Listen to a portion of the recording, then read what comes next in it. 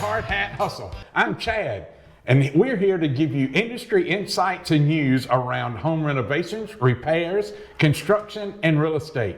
And if you didn't see us last week, go back and check us out last week when we had Jennifer Johnson with Motto Mortgage in here talking about all of the mortgage products that are out there and how easy it is to get into a home and how the new interest rates, they've lowered a little bit, and just the great no down payment or low down payment options that are out there. But today we are talking about the selling process of a home, and we have Sharon Mulkey with ReMax Action Realty with us. Yeah. And Sharon is a phenomenal agent. She's probably, without a doubt, probably one of the top producers in our area, if not the top. But I've used her. We've been friends for quite a while.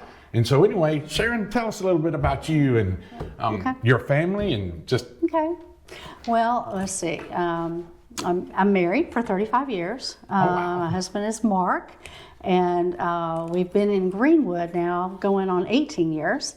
And we moved from the Atlanta area. We have 3 children, and they are all grown and graduated from college and have jobs and insurance, which is very important.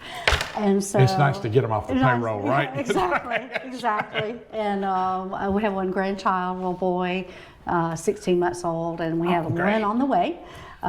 So that's exciting. That is exciting. Yes. 16 months old. Yep. Yes. So we have 3, and we have a 5-year-old, a 2-year-old, and a 6-month-old, right. And it is nothing like grandchildren, yeah, right? That's for sure.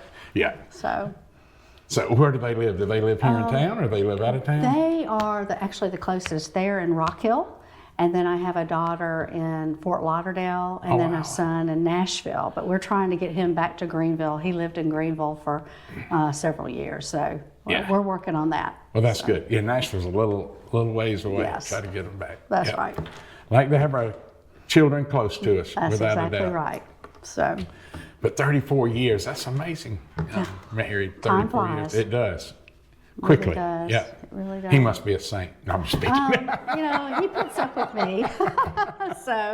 But he helps me a lot in my real estate business. He does a lot of my back office, he does my photography, which is, he takes a lot of time and is very detail oriented, and so he makes me look good, So that's always important. We always need that person in the background to help us look good, right? So I told him he's the cheapest help I've got. I'm never going to fire him.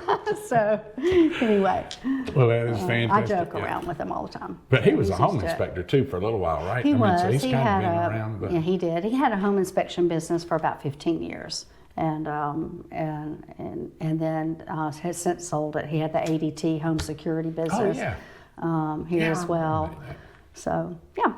Well, fantastic. So here we're talking about kind of like the seller's side of things, right, and exactly the process that people need to do or go through when they're getting ready to sell their house. Maybe they're just thinking about, hey, interest rates have dropped a little bit, so maybe I can afford to move to that next house, but I'm not sure how to go about it or what the process is. You want to kind of share a little bit about, like, what are the steps people need to take? Sure. Well, I mean, as a seller, which I work a lot with sellers, big on the marketing side of things. That is my background. I'm a marketing major, and I didn't know that. Where'd you go to school? University of Tennessee, Knoxville. Knoxville, so, yeah. Yes. So anyway. So I enjoy the marketing side of it and the, helping place on the market, getting it priced correctly, but of course just helping the seller, guide them through the selling process, because it's, there's a lot to it. And I think the first step really is to decide you do want to sell, that you're very serious about selling, and then call me, Right. Call Sharon. But call me and generally have a consultation, of course, and I know the market, so I would, produce them a CMA, just an analysis of the market, just a competitive market analysis, just telling them, what houses have sold and, what the prices have been in their area, and it's very important to price a house correctly these days, because if you price it too high, it'll sit on the market and then people think, something's wrong with it, when maybe there's not, it's just priced too high. Right. So I've had several times where sellers have just insisted on selling it high, and then it does sit on the market, and they ended up lowering it anyway, and then they've missed the market. Right. The people that were there ready to buy something else, and so it's it's a pretty intricate process when it comes to that. But I like to get together with the seller, find out what their time frame is, why the reasons for their selling, who all has a if it's an estate sale, it may have to talk to several family members or that kind of thing. I do a lot of estates as well. Well, that's good to know. I mean, because a lot of people do inherit property, and you've got brothers and sisters, or maybe nieces and nephews, and you've got to have somebody who can navigate those waters and sometimes those are tricky. That's waters. right. They are tricky. That's right. They can so, so it's it's kind of like one of those things. Once you get the house on the market and get it marketed, the way the way that I feel is necessary in this market, then it's just communication. It's just communication between you and the seller, and constant communication. Right. Even when you think that they know what's going on, you call them and tell them, "Oh yes, I knew that. Okay, great." But it's at least you're having some touch with them. Right? That's exactly right. And I think that's the key. To anybody feeling comfortable with who they're using is just as long as they're able to get in touch with them, or somebody's proactive in reaching out to them and saying, right, so my house showed on Wednesday and it's Monday, I haven't heard anything, right? Exactly. So they want to know immediately. Immediately, yes. Yeah. It showed at 4. Good or bad. Good or bad, right? And you hate to make those phone calls sometimes when it's bad. And say, well, the agent kind of said this, but, this is how we can correct it, and this is how, we can move forward and learn from it. And so that's part of, what I do. But on the front end of things, like if you hit on this just for a minute, that somebody's thinking about selling, and so they've looked at a house down the street and they went, oh, that one sold for X, mine should be worth at least that. Right. And sometimes it could sell for more, or sometimes it could be less. Correct. And so I think that's when you really need somebody that knows the market, that said, this one's been completely updated, or it wasn't, and yours has or hasn't.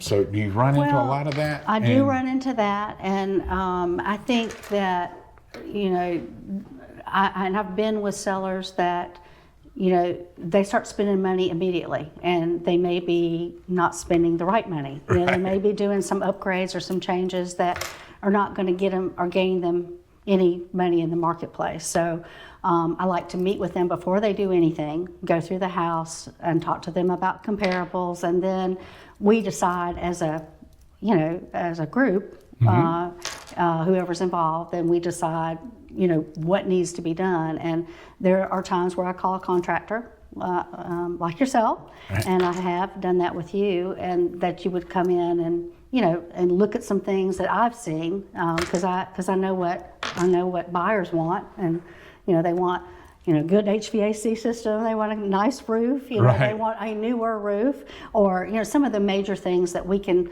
figure out on the outset what might need to be addressed. And, but it's, once that happens, then, then hopefully they listen to me as far as advice. Right. And, hopefully. Hopefully they listen to me and not spend, money that they don't need to spend, but the practical things. And I think that's important. Anytime we're getting ready to sell, we want to maximize our home and our dollars. Right. And so if we're spending it in the wrong place, then that's just money out the window that we didn't necessarily need to spend. We could have put something, upgraded our next home. What do you think is the sellers that you work with right now, what's their main reason for selling? Are they empty nesters and downsizing? Are they moving to the lake? Or it's probably all over the board. It is all over the place. I have one that just bought a house in January, and they have just applied for a new job, didn't think he would get it, and he said, guess what, Sharon, I'm selling again, So one of those, I've had a couple of estate sales that I've been working with that have had inspections done, and then some repairs that we're going to have done, and I've had a couple of older couples that have moved to assisted living, so those sellers have moved, and then I've got some new construction. I'm working with new, so they're all over the place. They're all over the place. And yeah, I have seen your signs around town on a lot of new construction. I mean, I've seen it in a lot of places, but yeah. You've got some new construction. Right. Like, that's great. Yeah. I work with Keystone Homes out of Augusta. Okay. That's just part of my business, but we have 15 homes in Center Court. We have 8 left. But, oh, wow. So those are selling. That's a beautiful area. I mean, it's a great location, great neighborhood. It looks really good. So when we talk about repairs at the beginning, I know I crawl under houses every day and I talk to pest control companies, and we have seen just in this year alone just an enormous amount of wood rot under a house from high humidity. I mean, I just had it checked last year. Well, I mean, I know. I mean, my dad's house was the same way. We just replaced his entire floor system. Do you ever recommend, like, for them to get a preliminary CL 100 or a preliminary home inspection report so they'll have some kind of idea of what they need to see? Absolutely, and you're right. A CL 100 is very important, and a lot of times they may have a bond with the termite company, but I think having the CL 100 is very good, or having a home inspection and just find out on the outset what you may be dealing with. Right. So. Because you'd hate to sell your house and like, okay, that's my bottom dollar, and then you get a home inspection and there's like $8,000 worth of repairs. Right. And then you're under duress, and then you're at the mercy of the contractor or whatever, to get out there and have the repairs done before closing. So yes, I think it's always good to do that. So we've gotten to the getting ready to put it on the market. We've made some repairs. We've gotten a CL 100, which is a termite letter. That's kind of like when a pest control company comes out, they crawl under the house, look around the house, make sure there's no termites or old house borers or anything that's damaged. They even check for moisture levels. That's correct. I think, and just any damaged wood, because they note some damaged siding, I think, most of the time. But so anyway, that's what that is. So it's important, and that's fairly inexpensive to do. Yes, it is. It is. $150, $175, you can have a CL 100 done. Right. And if you want to go as far as having a full-blown home inspection, not many sellers really want to put out money right in the beginning. Right. But it usually pays dividends if you'll go ahead and do that down the road. Yeah, well, and I've seen that. Like, they'll get a home inspection and they lay it on the table, and they go, we've already paid for it. This is what's going on with the house, and so they have some idea. It takes the question out of the buyer's mind. So the buyer walks in, sees a house that's been inspected, and well, this is what needs to be done. But also, I've had sellers go as far as getting quotes on those repairs and laying those repair quotes out. So they know, okay, it looks like it's really bad. This inspection looks really bad, but it's only $3,000. I don't say only $3,000, but relatively $3,000 to have it corrected, when in their mind it may be, oh my gosh, this house is falling apart, it's going to cost me $20,000 to get this done. So because my wife is one of those people, like, they look at a home inspection report and think it's falling down, like, oh God. I'm like, no, it's nothing. It might be 100 pages long, but it's really not that much. It's just minor stuff. This just goes with the age of a house. Yeah. So what about restaging? Do you ever kind of work with somebody to kind of restage someone's house to kind of get the furniture just right? Absolutely. Because, it's, and, in pictures too, in photography, when we do the photography on the front end, angles are important, but also when you have a room that has a chair that's, halfway into the room from, that's comfortable for seating. Right. But it cuts the room off and it makes it look small. It makes it look small in pictures. My husband will invariably move it. And so it may not feel small when you walk through or notice it, but in the picture. And pictures are so important. I tell people, it's not like, 90% of the people, probably 95% of the people are going to see your house online first. Right. And that's going to make them want to or not want to see your home. So it's so important. They're not going to drive by and see the sign like the olden days, and call a realtor and go get the key, and So it's It's so important. And I've seen the pictures. I mean, you've got some amazing pictures in your marketing of Thank homes you. that you've got listed. And Yeah. you said Mark does those? Mark does those. Oh, wow. Yeah. He does a great job. And he puts signs in the yard, and he Does gets he? mad at me when I go pick up the signs after closing because I throw them in the back, and he doesn't really like that. So, you know, he says that he just wants to pick them up to, to help me out, but I think Right. he just doesn't want me to trash my car. Right. So, Or damage the sign. Damage. Right. You're right. so Yeah. but anyway, it's but as far as staging goes, yes, I think less is more. I have a list of pre-photography, checklist List. of things to do, and some of those things you don't necessarily want to say to a seller, like get the cat litter, Make sure the toilet lid's shut, right? All of it.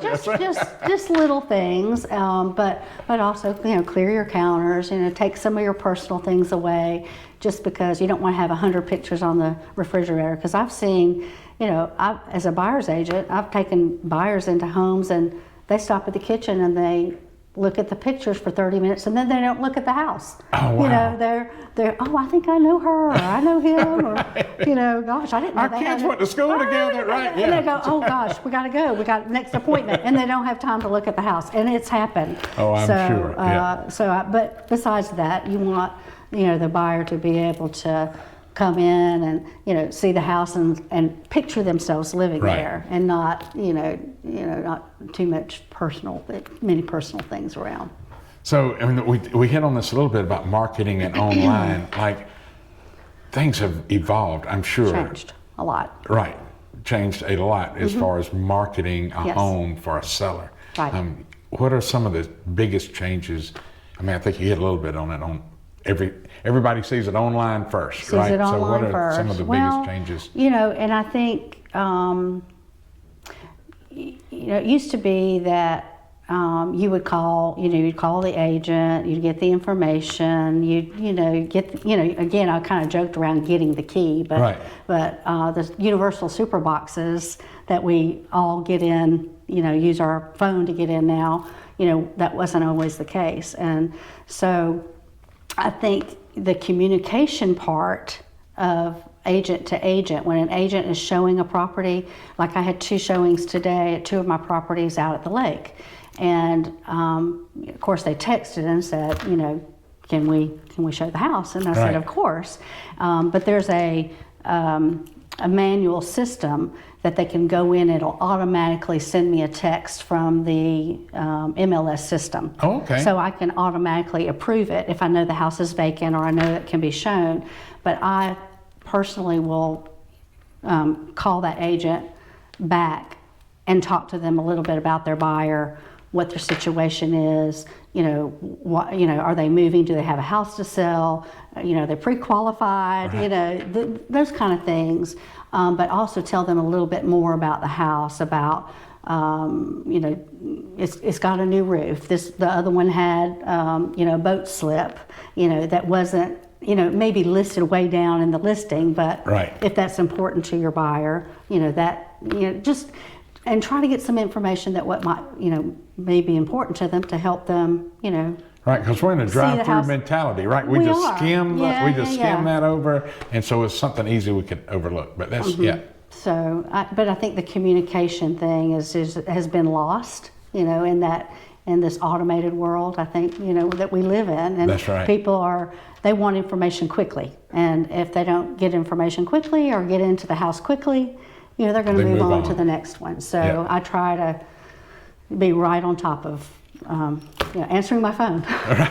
So when people call, I mean, I know years ago it used to be like, oh, we need 24 hours notice. Is that still kind of the norm, or do you say, look, you really need to have it ready to show at any time? It's, generally, if it's a larger home, okay, if it's a home that's, I'd say, more expensive home in Greenwood, maybe over $300,000, it's usually an appointment, like they are probably coming to town, or they may be seeing 3 or 4 houses, and it's usually a day or so advance notice. It's very rarely a last minute type showing.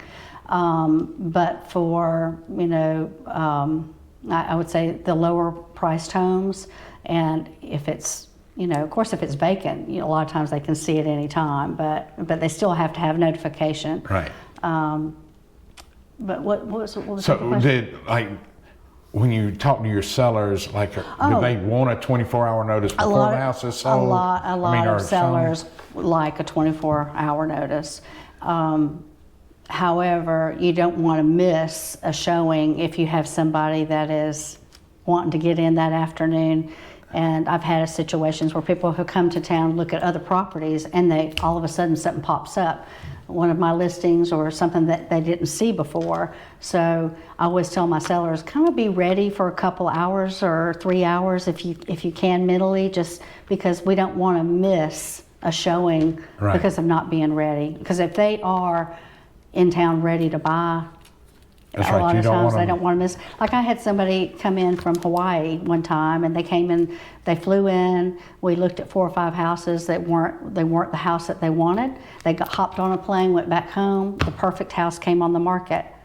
And they said, I can't fly back. It's going to cost me $3,000 to fly back to see this house. So they ended up buying it. So we ended up doing a virtual showing and had it inspected as perfect house. But great. But it's, that's kind of a rare situation. Yeah. And so marketing has changed a lot too, I'm sure, on the selling side. It's having to get it in the right platforms at the right time, with the right pictures. It has, okay, but I would say the most important thing, and I have seen it over and over again, it's not really just that. I think it's marketing your listing to other agents in the area. There's probably 15, 20 of us in Greenwood that are very, very active agents that I know we do transactions over and over with. And so when I get a new listing, I'll personally call them or send them a text or send them the listing and say, you may have somebody for this. If you don't, if you don't see it come up on the MLS, which they should, I get an automatic notification, but people are busy. So, so at least they have that in their arsenal, so they may think, oh yes, I do have somebody for that, or somebody's coming in next weekend, or, that kind of thing. But I think it's, and I think that is probably my strong suit, is just personal marketing. And a great network. Yeah, and a great network. Yeah. And I do have people like you, that I can call and say, what do you think about this when I see a repair that needs to be done or get something on a home inspection, just to have advice on. But I've learned through the years what's important, what might be a little bit more important than others. But but to have a contractor like yourselves, that your dad before, he was always very helpful, to just bounce ideas off, and how can we resolve this. So networking. So I think a lot of people think, oh, I can list my house, I can throw it on the internet, but that didn't even begin to touch what an agent can really do for them. I mean, they go, oh, but I'm paying an agent X amount of %, but really a good agent probably makes them more than. Hopefully, right. Yes. And having that network. And sometimes timing is more important than a price. Sometimes getting out at a certain date rather than, having to wait. But yes, I agree. And, and I do utilize, all the, the big websites. I'm a Zillow Premier Agent, which, I pay to be a Zillow. They didn't just pick me and say, oh, you're going to be a Zillow Premier Agent. No, it's paid marketing to get my, the houses that I list for my sellers, to get them noticed, to get, them priority marketing. And so that's just some of the things that I've learned, and and I tweak my marketing every year. I mean, I'm constantly, I'm constantly tweaking it, thinking, because it's changing rapidly, completely changing. Yes. So I think that's probably what sets great agents like yourself apart from others. It's not just tweaking their marketing constantly, but as somebody who's been in the business, who's dedicated and passionate like you are, and has that network of people that say, hey, I'm a selling agent, I know these 15 buyers agents out there, I can get it in their hands quickly. Or you already know ahead of time that they've got somebody suited for a house that you're getting ready to put on the market. That's You go, hey, if you can wait 5 days, I've got the perfect house for your buyer. And so I think and it happens. Right, it happens a lot. Yeah. Because I talk to a lot of agents every day. And I'm sure they probably call you and go, hey, have you got anything coming? They do. I've got a buyer It's that's reciprocal. looking. It's reciprocal. But I think, agents have a certain appreciation for professionalism.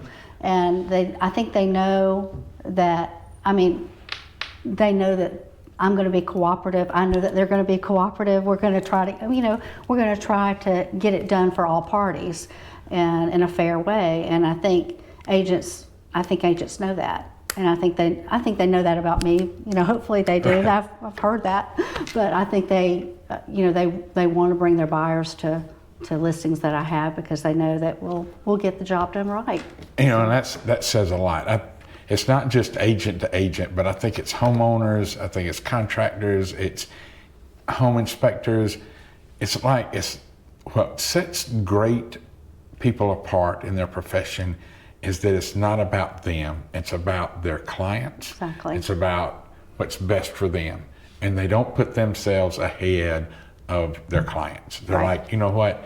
If it's best if I walk away, right? Just for whatever, and say, hey, maybe you're better off doing this. Mm-hmm.